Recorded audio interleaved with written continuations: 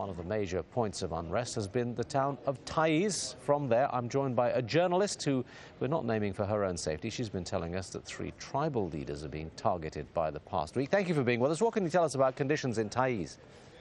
Well, the situation here is very complicated. Taiz has been targeted by security forces for 14 days now, and since the 29th of May.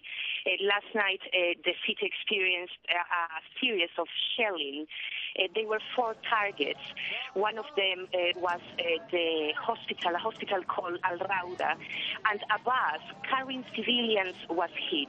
1 person died, and at least 7 people were injured.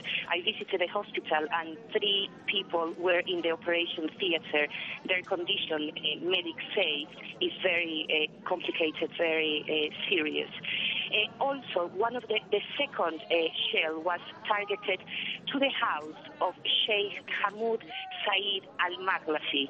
I have spoken to Sheikh Hamoud. He's one of the sheikhs who decided since the 29th of May protect what he calls the peaceful protesters here in Taiz.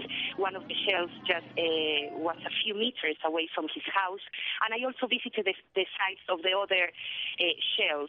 Many of civilian buildings were damaged.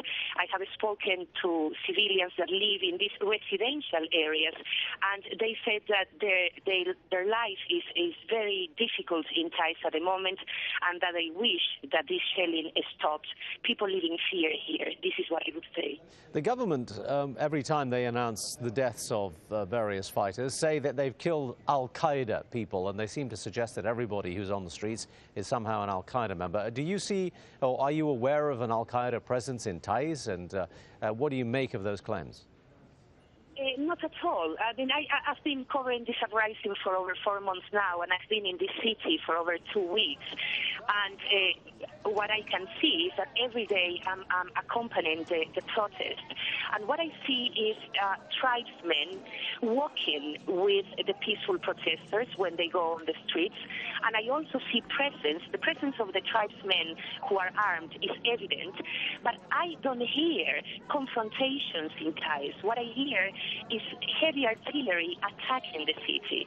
And after many interviews that I have made in the city, my conclusion is that the tribespeople, as they say, they are trying to protect the people, trying to protect the peaceful protesters, and that the shelling, the daily shelling that normally starts at 10 o'clock at night, and it also stopped for 2 days while the UN mission was here, it happens all the time and is causing a lot of problems, mainly to civilians. All right. Thank you very much indeed for your input from Taiz.